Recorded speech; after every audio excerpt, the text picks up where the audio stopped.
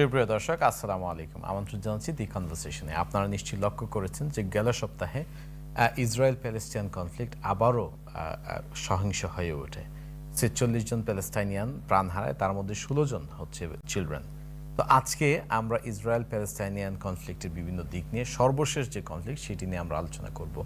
আমাদের গেস্টরা এখন যারা যোগ দিয়েছে তারা সবাই ইংরেজিতে কথা বলবে। সো আমি চেষ্টা করব বিভিন্ন সময় আপনাদের সামনে আমাদের আলোচনার কি অংশগুলো বাংলায় আপনাদের সামনে তুলে ধরার জন্য। সুপ্রিয় দর্শক, প্রোগ্রামটি আপনাদের জন্য, সুতরাং আপনাদের কোনো মন্তব্য থেকে থাকলে আপনারা আমাদের সঙ্গে সরাসরি অনিয়ার ফোন করে যোগ দিতে পারেন। আপনাদের মন্তব্য, প্রশ্ন ইত্যাদি আপনারা করতে পারেন। পাশাপাশি প্রোগ্রামটি যারা টিভির সামনে বসে দেখতে পারছেন না তাদেরকে আপনারা আমাদের ফেসবুক পেজ অথবা ইউটিউব চ্যানেলে গিয়ে দেখার আমন্ত্রণ জানাতে পারেন। তা করতে হলে যেতে হবে TV1 UK ফেসবুক পেজ অথবা ইউটিউব চ্যানেলে গিয়ে প্রোগ্রামটি এখন এবং সম্প্রচারের পরে আপনাদের সুবিধা অনুযায়ী সময় দেখতে পাবেন। আসুন আর বিলম্ব না করে আমরা অতিথিদের সঙ্গে পরিচয় করে দিচ্ছি। So today we have Akram S Al Satarrri, who is a Gaza Coordinator for Muslim Charity. Akram, welcome to the show. Thank you very much. Thank you for having me with this show. We are also joined by Arthur Goodman, who is Parliamentary and Diplomatic Officer for Jews for Justice for Palestine. Arthur, welcome and good evening. Thank you very much. Akram, if I may begin with you, Israeli-Palestine conflict over a century old, and it's not unusual that we end up with violent confrontation, attack, atrocities, whatever you want to call. But nevertheless, we have seen almost a year of relative peace. So how do the people in Gaza react to this latest attack in Palestine? Well, people in Gaza and Palestinians at large have been living, as you have rightly said, more than a century of conflicts, escalations, war, displacement, refuge, and loss of resources, be them financial resources or even social capital, by the death of the people who would be the victim of any ongoing conflict. The conflict has been continuous, and people of Gaza have always been worried about the fact that this escalation is recurrent, and that every time this escalation erupts for any specific reasons, it's the civilians who bear the brunt of any conflict that is taking place. It's their houses that would be destroyed.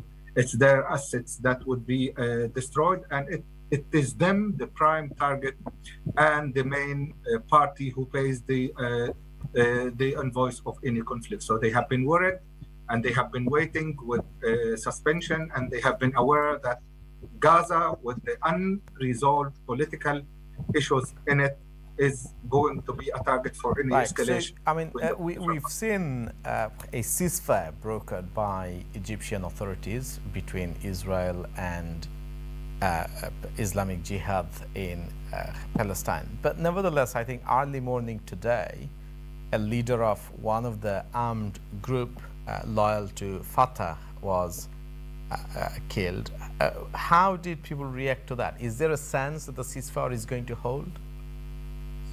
As a matter of fact, people are skeptical about the ability of that ceasefire to hold. Number one, because of the very vague statements that were made about the viability of that ceasefire from at the beginning from the Israeli side, then from all other actors who were voicing their concern over the fact that this ceasefire could hold. And again, it's the root causes of the misery and occupation that has brought about those catastrophes and those recurrent wars and escalations. Thank you. Arthur, those who are sympathetic to Palestinian cause would say that this is yet another example of Israeli excesses. Israel, on the other hand, and seems to be a sentiment supported by many within the Western world, political arena within the Western world, that Israel has a right to defend, and this attack is no different from any other defensive attack that measures that Israel has taken. How do you react to the latest round of violence? Well, first of all, if I can correct you, well, sort of correct you, while there has been relative peace since May of 2021, when there was a 10-day flare-up in which I think 240 odd Palestinians were killed, there hasn't actually been an absence of violence. There has been a lot of violence, but it's been localized. There have been some Palestinian terrorists who have killed Israelis, and there have been a lot of Israeli army raids in refugee camps where Palestinians have been killed, around Jenin and in Nablus. And just the other day, I think yesterday in Nablus, 3 more were killed, 3 more Palestinians. So the violence is always going on at a low level. And that's one thing. I think the other thing is you mentioned that Israel has a right to defend itself, and I suppose every country has the right. Hello? Yeah, we can hear you. Carry on. I suppose every country has the right to defend itself, but that is a statement in principle. It doesn't deal with the specific situation in Israel and Palestine. And the specific situation is that Israel has been occupying what we call the occupied Palestinian territories since 1967, and has been preventing the Palestinians from exercising their own right to self-determination. Also, presumably you'll agree that, right to defend is well and good, but on the in Israel-Palestine conflict, one of the most tragic element is that every now and then, whenever there is an attack of this kind, large number of children becomes casualties. On this occasion, out of 46, 16 of them are children. And that seems to suggest that in addition to Israel being, as you say, occupiers, there is also a clear case for perhaps disproportionate or indiscriminate shootings or attacks, however way you put it? Well, yes. There is a strong case for saying that Israel's responses are extremely disproportionate. And it's not, obviously children being killed is absolutely appalling, but it's not, it's one of the consequences. It's not the root problem. The root problem is that Israel will not allow the Palestinians to exercise their right of self-determination. So you really got to go back in history a bit more. And you have to consider that Israel has, with the complete agreement of the rest of the world and with the Palestinian leadership, with the PLO, Israel is a legitimate state within the 1967 borders. That is 78% of British Mandate Palestine. What the Palestinians have accepted since 1988 is that they will never get that back, even though they are the majority population. They have accepted that they will only ever have the 22%, which is the occupied territories, and Israel will not let them have that. That is the big problem. Thank you. We're also joined by Dr. Aliar Hossain, an academic and leadership coach. Aliar, welcome to the show. One of the issues that some people have flagged up, or many people flagged up, is the response of the world, from media to politicians and so on, and some are drawing parallel to Ukraine.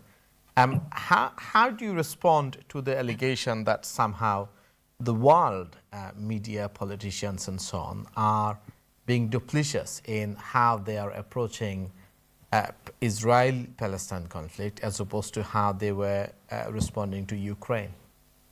No, thank you very much. I think this is the very important questions and relevant questions at this time. And I think the Ukraine-Russian crisis, obviously, we do not promote war. We promote peace, and we don't want to see any conflict between countries or regions. But coincidentally, the Ukraine-Russian problems is an eye-opener for the world, and if I say for common people. I mean, politicians and leaders, and they know, frankly speaking, if USA could not donate 3.5 billion or more every year to the Israelis militant and the government to fight against Palestinian rights and what they deserve and oppress them, the world could have been a better place. Then how come the USA is promoting that, supporting it, and those USA allies are also supporting them and opposing the Palestinian rights and other things? But now the question is, if we see the Ukrainian and Russian conflict, which side we go? Both are in the Western countries and in the West. So it's a dilemma, and it's a very difficult situation for the rest of the Western world and people, that which side we should go. I just want to bring one example here. Interestingly, obviously, I don't support any terrorism, but what USA recently did, the leader of Afghan Taliban, and had a drone strike. I mean, in this modern world, whatever is the situations, whoever or whatever is the consequences, we cannot attack someone from a country and then individually and drone. If that is the case, if we have the same standard, why not, as you asked me the questions and we are reflecting Ukrainian and Russian, definitely either Putin or Zelensky, one of them is a culprit. Now, the world will decide. Let's put it in this way. But isn't there a difference though between Ukraine, Russia? It is different, but what I'm trying to say, let me explain it. What I'm trying to say, even the former British Prime Minister Boris Johnson indicated that Putin is a butcher. And many other people are saying Putin is butcher and these, that, and terrorist. But if that is the case, why not USA do a drone strike and kill Putin? USA can't do it. Israel can't do it because they don't have that capacity to fight against Russia. And this is also, they are in between, in the Western conflict. So they don't want to escalate it further, which will trigger the global war. But then who are these Palestinians? Oppressed, the Arab world is not saying anything. Even frankly speaking, look at us, the Muslim world or the Muslim academic or the leaders, how much we speak. I mean, the sanction, we could do a sanction to USA. Israel will automatically come down, will stop its oppression against Palestinians. So let me just move on. Thank you. I'll come back to you to pick some of those. Akram, where you are in Gaza, I mean, as Arthur rightly said, there's no sort of violence in Palestine. It's been going on, but flaring up in that scale, it's the first in a year. But we had that killing of the Al Jazeera journalist a few months ago, which also raised ire. Now, sitting where you are in Gaza, do people draw parallel between how the world is responding to Ukraine and how it is approaching Israel's aggression in Palestine?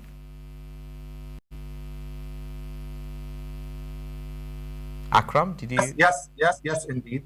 People in Gaza have been drawing a comparison between the response of the international community to the standoff between Ukraine and Russia, and the position of the international community toward Palestine that has been living, as was rightly said by you to your dear guests, that Palestine have been living a chronic, recurrent violence that has been destroying lives and hopes and homes of people throughout the years, have been depriving people from living a decent life. And if we speak of the violence, then we should also be aware that the interpretation and definition of violence can be that violence is such an act that would deprive people from access to decent resources, from access to decent livelihood, decent water, decent health services, from cutting people from the world surrounding them. So violence has been practiced against the Palestinians for such a very long time.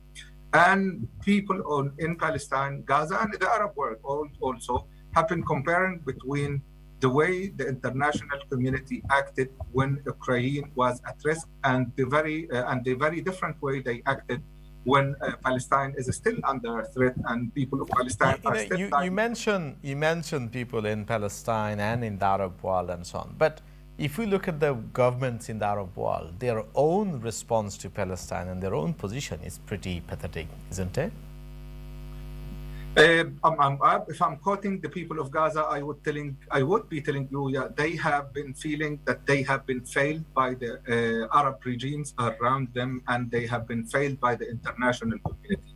They understand that this humanity system international human law and the international law itself, with all their dictates, are being challenged by an occupying power, and no one ever would be able to stop the occupation from committing the atrocities and the calamities and killing the people in Palestine. So yes, they question the action that was taken by the international community to resolve one specific issue in the West, while they have been inactive. And there has been a very big deal of inaction when it comes to Palestine for the 100 past years. Thank Not you. only the last year. Thank you. Arthur, USA historically played the mediator role in Palestine-Israeli conflict. But if you look at the US, our own government, increasingly their position seems to be even more skewed towards an Israeli position as opposed to playing a neutral role. So given that reality, where do we go from where we are? Well, that's a very good question.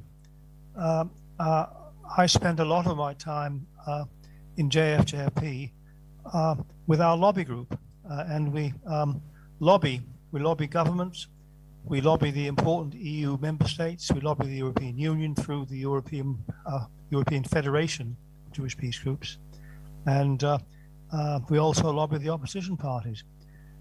And we try to explain to them and persuade them that the situation between Israel and the Palestinians is not as Israel portrays it. It is not two groups who are enmities. It is not that the Palestinians are anti-Semitic. It is not that they don't want Israel to exist. They accept Israel's existence within the 1967 borders, but they want their own state. And it's very difficult, I think, for Western politicians who have grown up with the Israeli myths to understand that the reality is not as they think. Some do understand. I think most of the professionals in the foreign offices understand very well. We interview them, we lobby them regularly, and I can tell you that in the embassies of the main European countries. But the political rhetoric, I mean, if we look at the statement from the contenders for leadership and indeed prime minister position in our country, or the response from the US, it doesn't even begin to recognize the suffering and the trauma that this attack causes on Palestine, and seems to almost justify as an act by Israel to defend itself. How do you, if what you say is correct, that the civil servants understand and seem to have a better view, but if despite that we have these political positions, what hope is there of a solution to this very long conflict? Well, maybe the answer is there is no hope as long as Israeli governments are as they are, and there is no indication that they will change, and as long as the Western leaders, not the Middle East specialists, the politicians, as long as they are too influenced, I think they're too influenced by fears of being called anti-Semitic.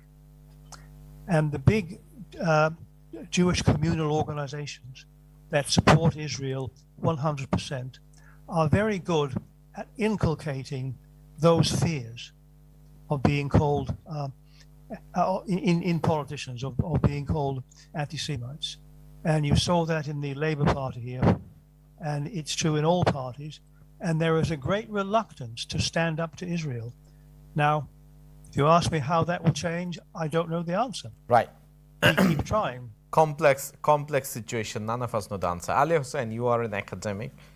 You look at some of these issues from in your professional life. When you look at the situation that we see in the world at the moment, is there really any hope that we might see any change anytime soon? Now, I agree with Arthur, and he has explained it. But what I should say, although we do not have a hope, as the problem is very complex, very rooted, both from the civilians' point of view and local politics and geopolitics. But then, what we could do, how the situation could have been better. The Palestinians are not expecting so much. It's just the basic rights that we need to ensure.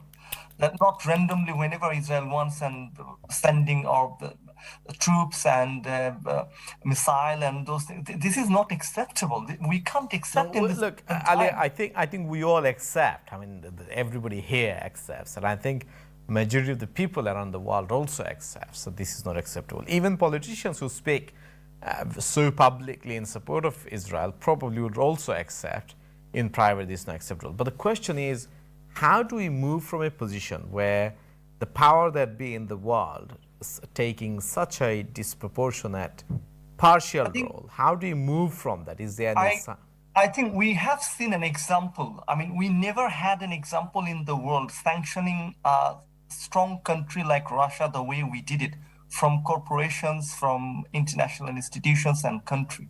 I think this is the right time now. The world should think about to sanction USA or Israel in relation to the Palestinian rights. I mean, if we can sanction actually, especially even the Arab world or many other countries, those who are supporting. Just want to add one more thing. Even in April, is from Geneva, the Euro lead monitor and the independent charity Airworks, even Amnesty and many other international organizations have clearly stated that this is a complete terrorism, what Israel is doing. How come then the global leaders are not stepping forward, having a consultation meeting with Israel or USA? I mean, Israel power is in USA. We all know, we all understand. If USA could step back, Israel could think situation in a different way. Thank you. So maybe the sanction could be a way, the way we did it for Russia, that could be a solution. Thank you. Right.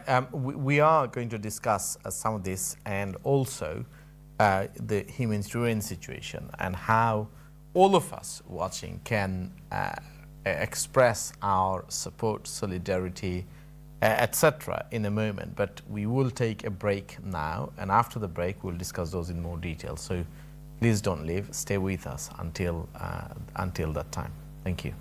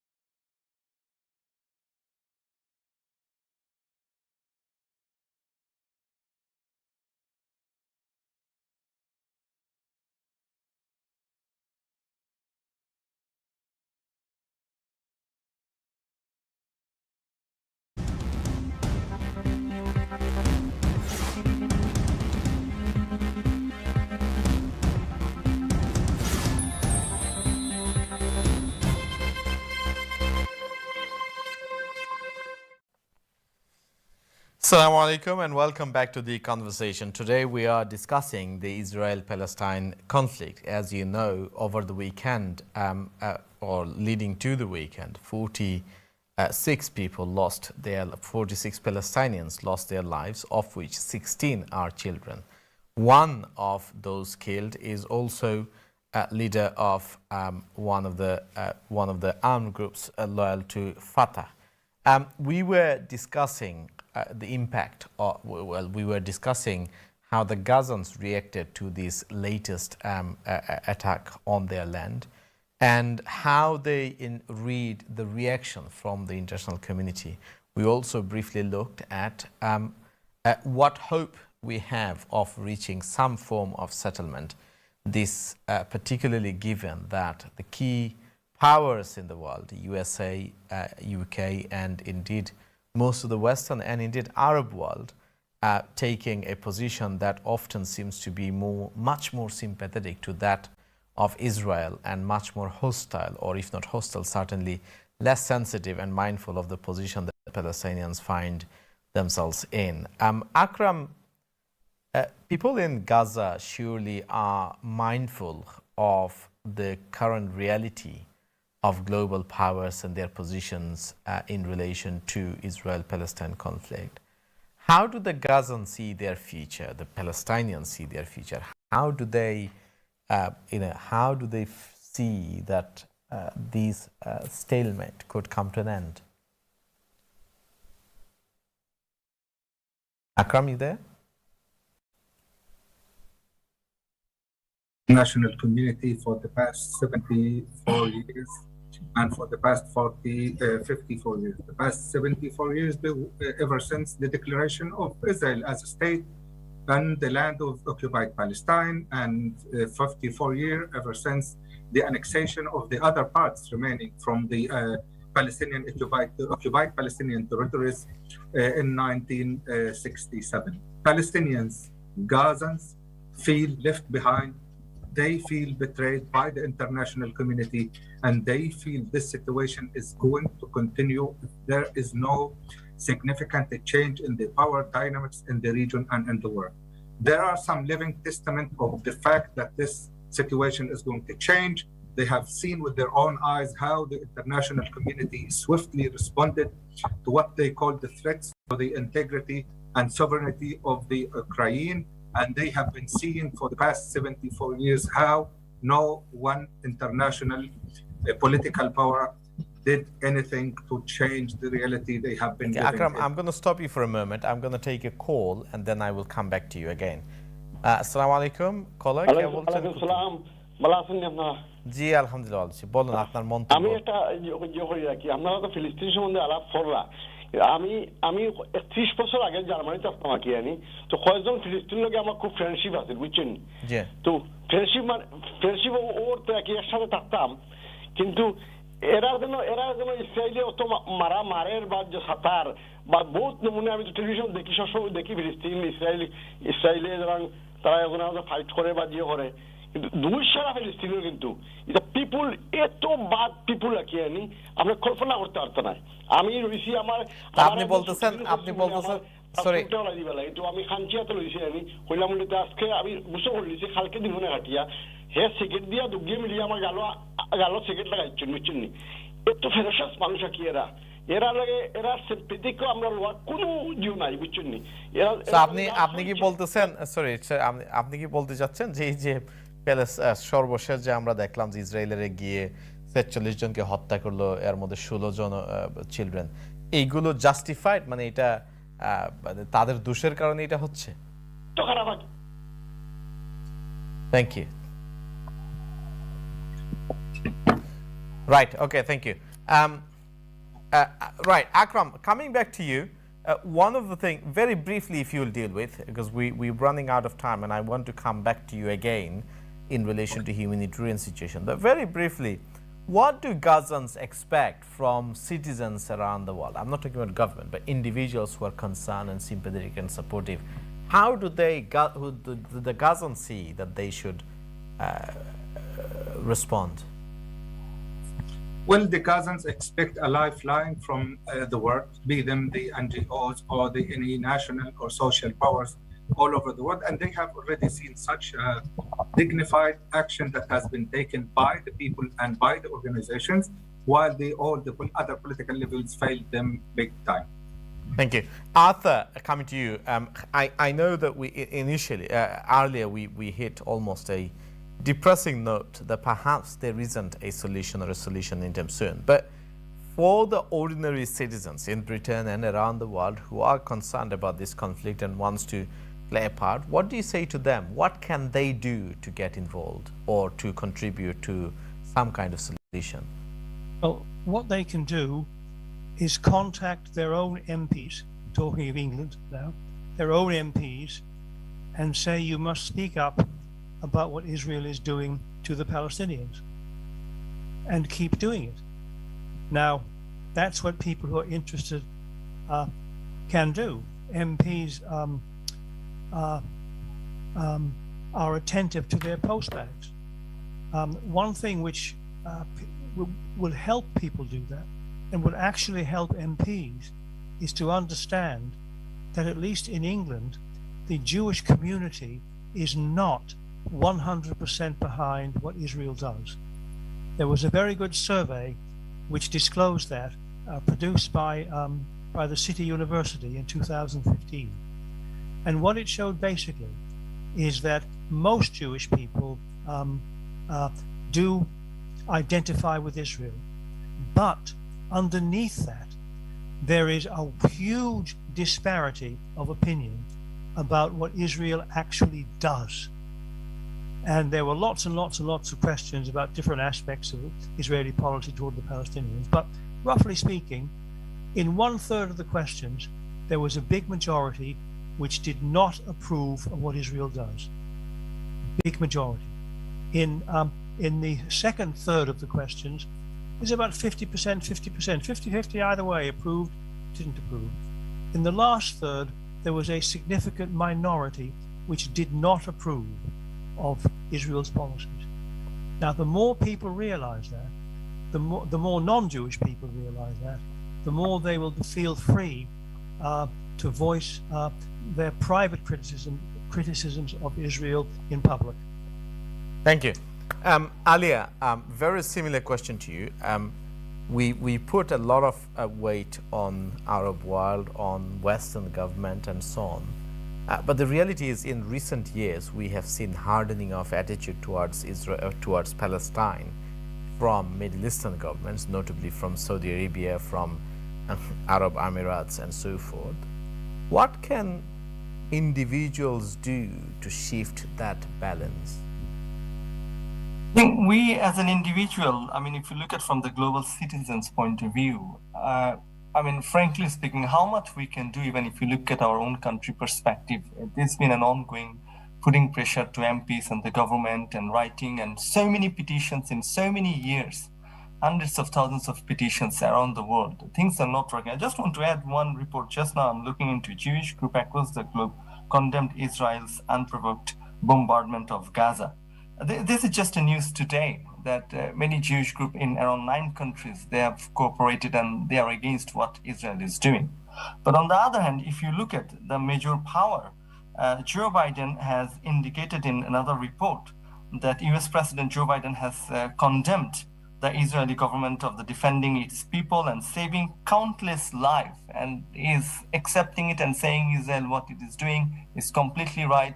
So that means Palestinians have no rights to even defense. And defending themselves is their counting or they are identifying as a terrorism. So my point is, we as an ordinary citizen, how much we could do, even the social media, if you look at the charities and international communities, academics, universities, many other around the world, they are all condemning, even the human rights organizations as well. But I think there are few powerful countries who are backing Israel. Either it's for their interest or there is a geopolitical power conflict issues and power shifting issues. And definitely there are trade issues. And one of the key countries which can actually normalize the whole things and bring peace in the Middle East is USA. But I say, look, let me make it clear. I say the global threat is USA, which is raising and playing all sort of conflicts and playing around this Middle Eastern crisis. So I think if we have to put pressure now, we should put pressure on USA, either from the trade or any other ways we have. We should put pressure on, hang on a second, you cannot support and you cannot keep a blind eye on these things, and you cannot fund them year by year to oppress Palestinians. Thank you. We're running out of time, so I just want to pick with Akram. What impact this attack, or whenever an attack like this takes place, what impact does it have on the social, economic life of people in Gaza, West Bank?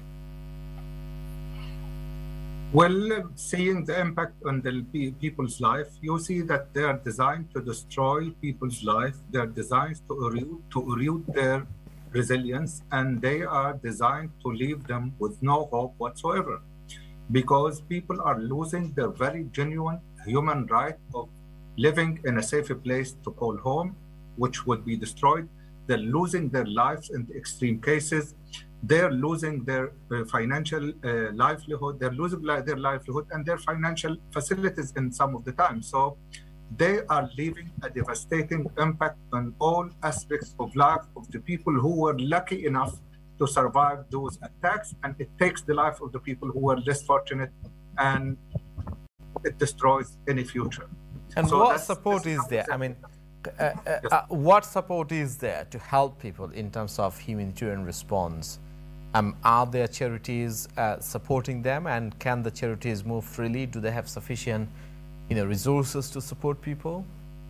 Well, yes, indeed. We have, we have a Muslim charity that is active in Gaza. We have also many other British organizations who are contributing to supporting the Palestinians who are living in Gaza. We have charities from the USA, charities from South Africa, charities from Europe, indeed charities from all over the world, who are trying to revive the hope in the hearts of the people who lost their hope and who are about to lost their livelihood, but they never lost their hope. So there are some people and some organizations who are actively engaging in the rebuilding of the lives of the people who lost everything but never lost hope. And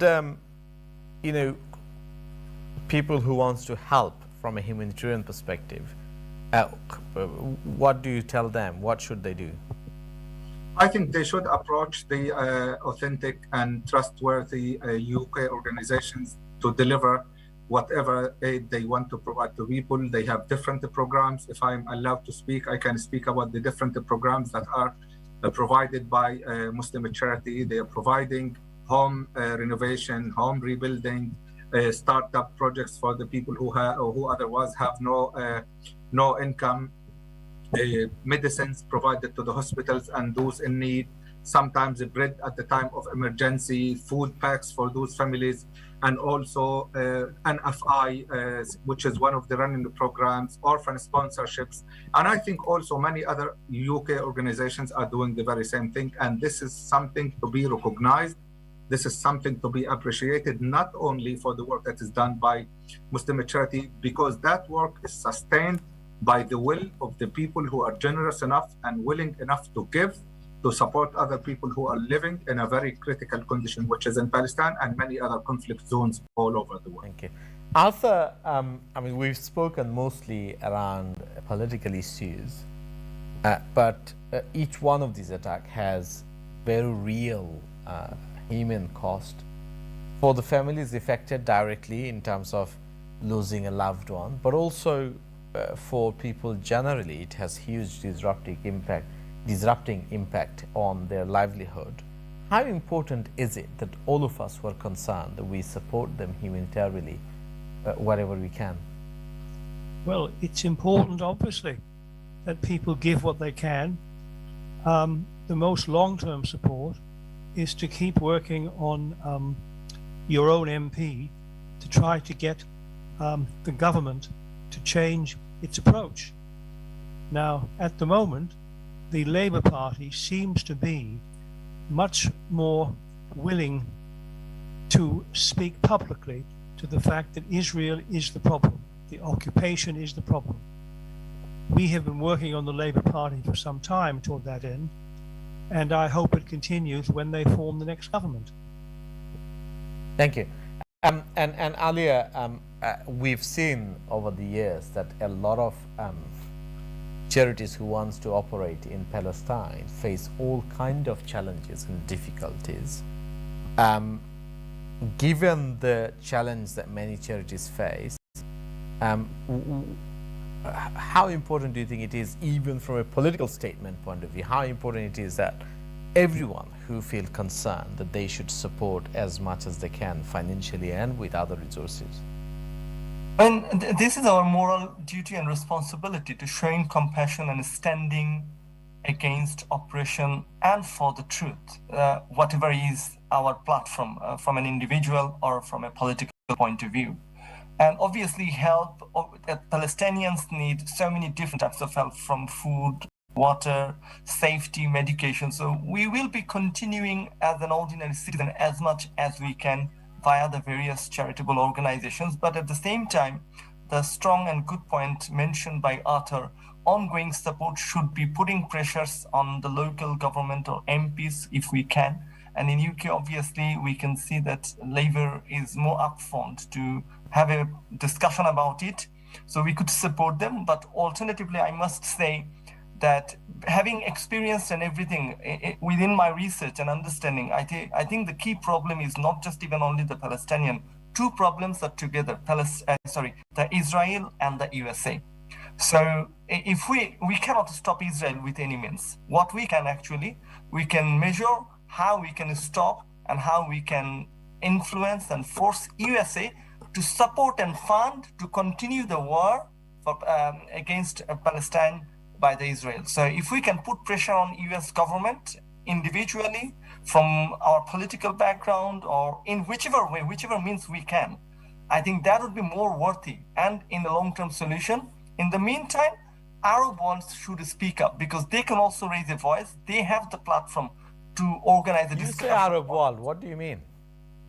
I mean, well, I'm trying to say those Middle Eastern leaders, they have the scope. You really have any hope on them? I cannot say that I don't have a hope. You never know. I mean, putting pressure, having a mindset, there could be a good leader who can organize and incorporate with few other leaders. Even if 5-10 countries of Arabs can sit down together and stand for Palestine and then put pressure on USA, it can make huge difference. In hope we live. Akram, very briefly again. You saw me waving my hand. I don't know how to do it electronically, I'm afraid. So carry on, Arthur. If you want to say anything, go ahead. There is something very specific which we mentioned in the break, which I mentioned in the break. All Israeli exports to the European Union are free of tariffs. The same thing is true with their exports to the USA. And 1/3 of Israel's exports go to the European Union countries, and then a third go to the USA.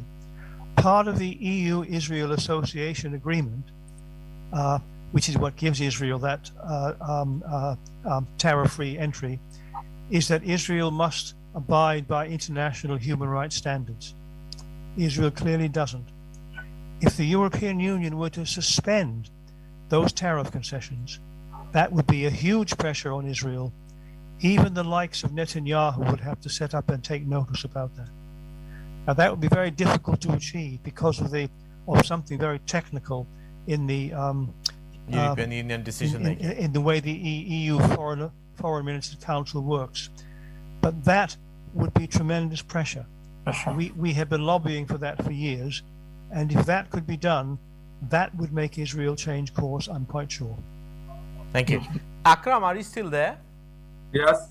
Yeah, I just very briefly wanted to ask, from time to time, concerns are raised, and some people are concerned that if they support charities in Palestine, they might find themselves in difficulty with the authorities here in the UK for supporting terrorist organization. That being that support end up with Hamas and similar other what some call militant organization. So do people have reason to be concerned that they might find themselves in difficulty, and how can they avoid how can they avoid these problems and still support charities? Well, as a matter of fact, there are guidelines governing the work of the charities in the UK. I believe Charity Commission is overseeing everything and is asking the organization to abide by the rules and the guidelines provided by Muslim Charity. My advice to everyone who might be willing to give something for the people of Palestine or elsewhere is to give them to the authentic organizations that follow the standard procedures dedicated by the Charity Commission. And that's why Muslim Charity decided to appoint a field coordinator in Gaza to ensure the sound processes when it comes to procurement, when it comes to delivery, when it comes to making sure that the money that is given to Muslim Charity is it translated into aid and lifeline that is rebuilding the people that are in need for that lifeline, are in need for support. We don't engage in politics. We don't worry a lot about politics. What we worry about most is reaching out for those most in need and extending a helping hand for them to rebuild their resilience and rebuild their lives in an appropriate, transparent, and integral manner. Thank you. We're out of time, but in 30 seconds, Arthur, last words from you. Well, thank you very much. We have to keep trying, I think. We really have to keep trying. Thank you. Keep trying. Aliar, very briefly. Putting pressure on trade and global leaders and political leaders as much as we can and share our perspective globally, promote it. We need to stand for Palestinian rights. Thank you. And Akram. We need to continue doing the good work we're doing. We need to keep extending that lifeline for the people who have been living for such a long time under occupation. We need to foster the hope and we need to continue extending the helping hand. Thank you. সুপ্রিয় দর্শক, আপনারা দেখছেন দি conversation. আমাদের programme প্রায় শেষের পথে। তো যে বিষয়গুলো বেরিয়ে আসছে যে ইসরায়েল প্যালেস্টাইন কনফ্লিক্টে আমাদের যেটি করণীয়, প্রথমত আমরা এই কনফ্লিক্টের ব্যাপারে আমাদের যে অবস্থান সেটাকে আমাদের জনপ্রতিনিধিদের কাছে তুলে ধরা উচিত এবং তাদেরকে লবি করার মাধ্যমে তাদেরকে এই ইস্যুটাতে কনস্ট্রাকটিভ রোল প্লে করার জন্য এনকারেজ করা উচিত। আমাদের উচিত যে প্যালেস্টাইনে যারা এফেক্টেড তাদেরকে যথাসম্ভব আমাদের সাধ্য অনুযায়ী আমরা যেন সাপোর্ট করার চেষ্টা করি এবং সেই সাপোর্ট করতে গিয়ে আমাদের উচিত হচ্ছে যে সমস্ত এস্টাবলিশ চ্যারিটি কমিশন দ্বারা রেগুলেটেড অর্গানাইজেশন যাদের প্যালেস্টাইনে এস্টাবলিশড প্রেজেন্স আছে এস্টাবলিশ অর্গানাইজেশনগুলোর সাথে তাদের মাধ্যমে আমরা আমাদের সাপোর্ট দিয়ে দিব। সর্বোপরি সবচেয়ে বড় কথা হচ্ছে যে আমরা আশা ছেড়ে দিলে হবে না। হ্যাঁ, ইসরায়েল প্যালেস্টাইন কনফ্লিক্ট অনেক দিন থেকে চলে আসছে, তবে আমাদের সকলের প্রচেষ্টা যদি দেখে গ্লোবালি একটা মুভমেন্ট, একটা সলিডারিটি মুভমেন্ট যদি গড়ে তোলা যায়, হোপফুলি ওয়ান ডে এই সমস্যার সমাধান হবে। Everyone who's been watching from home or wherever, thank you very much for your time. All my guests who has given up their valuable time from Gaza, from London, thank you very much for your time. Until next week, that's all. Allah Hafiz. Thank you.